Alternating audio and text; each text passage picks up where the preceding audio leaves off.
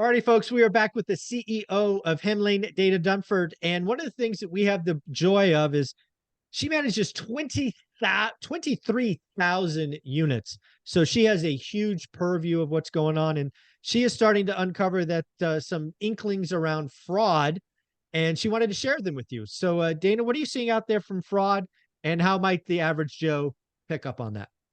Yeah, so fraud has increased with the online world, right? It's much easier from a financial perspective to steal someone's identity with a credit card, et cetera, through online logins. And so while someone could steal your physical credit card, a lot of times it's easier to do things online. I just had an example of a friend that she bought tickets actually in Sacramento to some concert that never existed, put her credit card in, and suddenly it was used elsewhere, right? So this stuff does happen. And on the rental side, we also see it. And we've seen a couple of cases with this, with tenants saying they are someone, and they are really not that person. And you as a real estate investor want to mitigate that risk. And so there are certain things you're going to do. You're going to do a background and credit check. But even that background and credit check does not always capture it, because I've seen so many where it says address mismatch. And in some cases, the person's legitimate and there's just not enough records of where they physically say they live versus because they might have just moved, they might have moved back home, something like that. Where the address on file doesn't match what the government has, and they're sending this information to the credit bureaus. So that's the first one, is sometimes that doesn't catch it. So it's hard to tell. And then you go into rent collection, and tenants will ask you certain things. And I'll give you a couple of examples, Michael, of things to watch out for.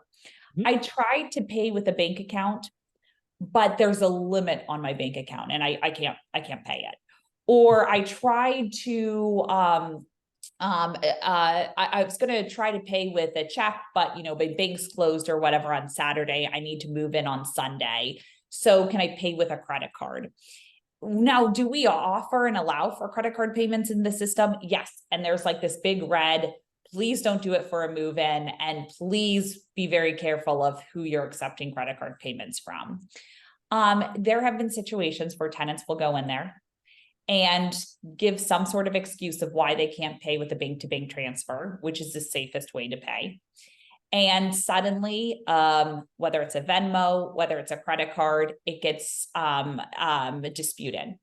Yeah. So how do you prevent that? And so fortunately, knock on wood, our leasing team has never placed a tenant where they were fraud. But there have been situations where we almost handed over keys and there were signs of fraud and we never did, such as this one. So how do you prevent that? The biggest thing I would say is that you need to make sure the tenant has seen the property in person.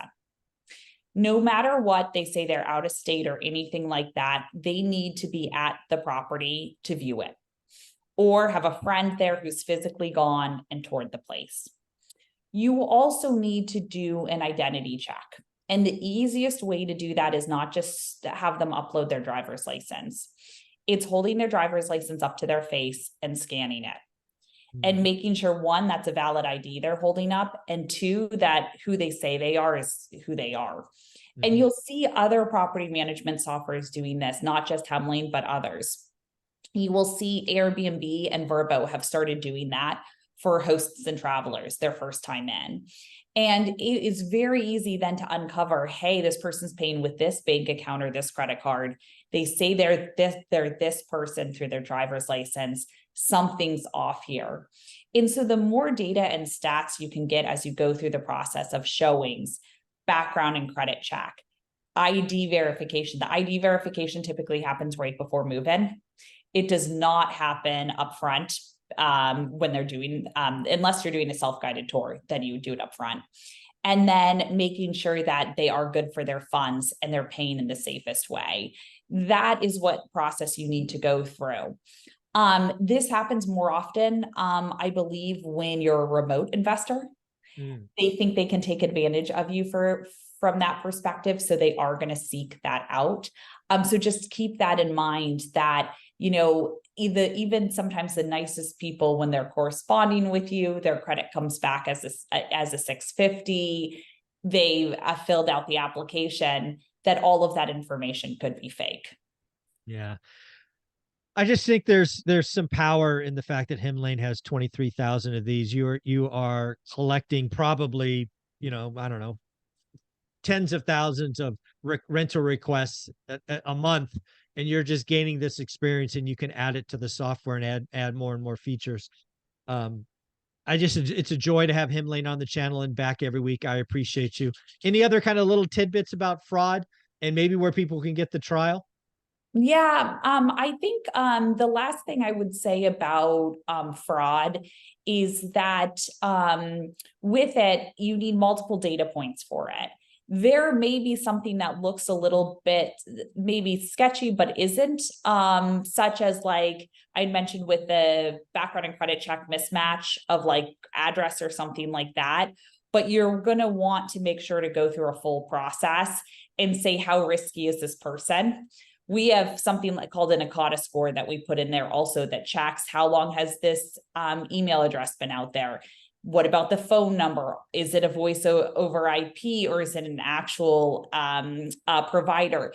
There are certain things that you could do. So it's getting multiple different data points and then putting a risk factor on the person. And then, sorry, you had one other question there.